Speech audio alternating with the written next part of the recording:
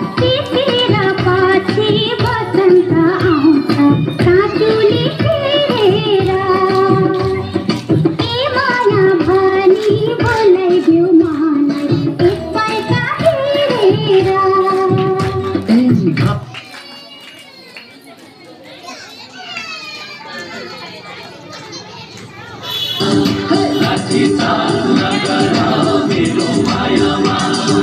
नछेडिनु चन्द्रमा छुन